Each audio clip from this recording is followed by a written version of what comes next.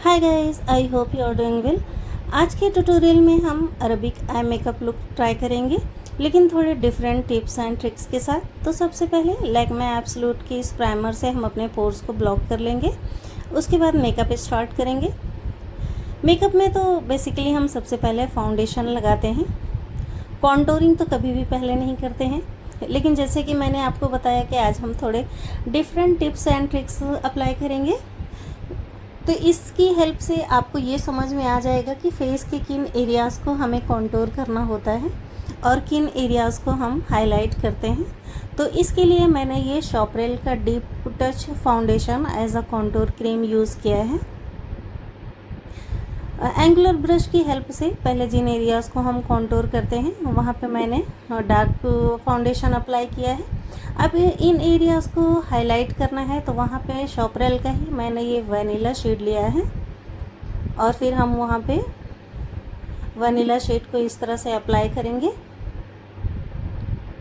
Forehead, हमारे cheeks, nose के top पे और चिन पे, जॉ लाइन के ऊपर, इन एरियाज़ को हमें हाईलाइट करना होता है तो वहाँ पे मैंने वनीला शेड लिया। और फिर फाउंडेशन ब्रश की हेल्प से अब हम अपने प्रोडक्ट को प्रॉपरली इस तरह से अप्लाई करेंगे और फाउंडेशन को बिल्कुल परफेक्टली उसे ब्लेंड करेंगे ताकि हमारा मेकअप पैची नहीं लगे।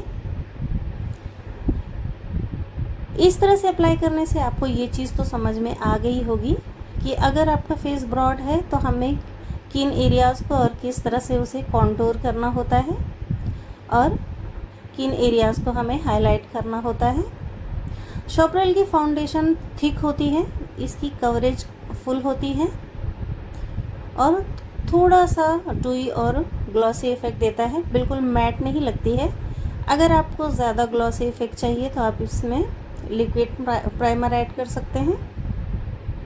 वैसे भी इस तरह से अप्लाई करने पे भी इसकी कवरेज काफ़ी अच्छी आती है। तो इस तरह से हम अपनी फाउंडेशन को पहले अपने हाइलाइटेड एरियाज़ पे प्रॉपरली इस तरह से अप्लाई कर लेंगे फाउंडेशन ब्रश की हेल्प से, ताकि हमारा मेकअप पैची नहीं लगे। उसके बाद हम अपने कॉन्टोरिंग एरियाज़ पे जो प्रोडक्ट लगा है उसे ब्लेंड करेंगे। उसके लिए हम दूसरा ब्रश यूज़ करेंगे।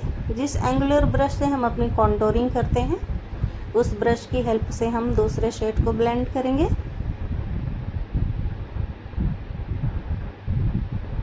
हमारा हाइलाइटेड एरिया एकदम परफेक्टली ब्लेंड हो गया है। अब एंगुलर ब्रश पे हम थोड़ा सा वनीला शेड लेंगे और फिर अब हम अपने कॉन्टोरिंग एरियाज़ को इस तरह से उस प्रोडक्ट को ब्लेंड करेंगे। अगर सिर्फ डार्क शेड को ब्लेंड करेंगे तो उससे हमारी बेस ख़राब हो जाएगी, ज़्यादा डार्क शेड आ जाएगा, तो उस पर लाइट शेड लगाना ज़रूरी होता है। और इस तरह से फिर हमारा लाइट ब्राउन शेड आएगा और हमारा फेस परफेक्टली कॉन्टोर हो जाएगा। उसी तरह से हम अपने नोज़ को भी कॉन्टोर करेंगे। लाइट फाउंडेशन की हेल्प से इस तरह से जो हार्श लाइन है हम उसे प्रॉपर ब्लेंड कर देंगे, जिससे हमारे नोज़ की परफेक्ट शेप आ जाए और हमारी हार्श लाइन भी ख़त्म हो जाए। तो इस टिप्स की हेल्प से आपको ये चीज़ तो ईज़िली समझ में आ गई होगी कि हमें किन एरियाज़ को हाईलाइट करना है और किन एरियाज़ को हमें कॉन्टोर करना होता है। इसीलिए दोनों शेड्स को अप्लाई करने के बाद मैंने फिर एक के बाद दूसरा शेड इस तरह से ब्लेंड किया है। ब्लश भी आज थोड़ा डिफरेंट तरीके से लगाते हैं। मैंने ये अपने फॉरएवर के लिपस्टिक पैलेट से मैंने रेड शेड लिया है और उसे as a liquid blush use किया है। लिपस्टिक को पहले मैंने चिक्स पे लगाया और फिर ब्रश की हेल्प से इस तरह से उस शेड को ब्लेंड कर दिया, क्योंकि मुझे ब्लश थोड़ा आज डार्क चाहिए था। शेड भी बहुत ही ब्यूटीफुल है। इस तरह से नोज़ पे और चिन के ऊपर और चिक्स पे इस तरह से हम ब्लश अप्लाई कर लेंगे। उसके बाद हम अपनी बेस को लॉक करेंगे। कॉम्पैक्ट पाउडर की हेल्प से इस तरह से प्रॉपरली पूरे फेस पे हम अपनी फाउंडेशन को फिक्स कर लेंगे। पाउडर अप्लाई करने के बाद अगर आपका हाथ आपके फेस पे टच भी होता है तो आपका मेकअप ख़राब नहीं होता है। तो बेस कंप्लीट होने के बाद आपको पाउडर से फिक्स कर लेना ज़रूरी होता है। ताकि आपके बेस ख़राब नहीं हो। उसके बाद आई मेकअप पे आएंगे। आईब्रोज फिलिंग करेंगे। इसके लिए डार्क ब्राउन शेड लिया मैंने और फ्लैट एंड एंगुलर ब्रश है, उसे इस तरह से हम कॉम्ब करते हुए अपने आईब्रोज की फिलिंग करेंगे।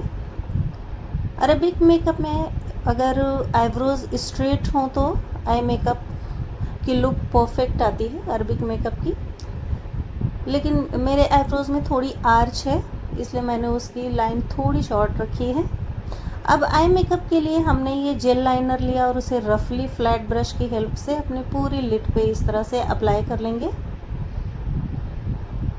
और उसी फ्लैट ब्रश की हेल्प से हम इस तरह से विंग क्रिएट करेंगे और फिर उसे अपवर्ड इस तरह से शेड को ब्लेंड करेंगे अपनी हाफ लिड तक।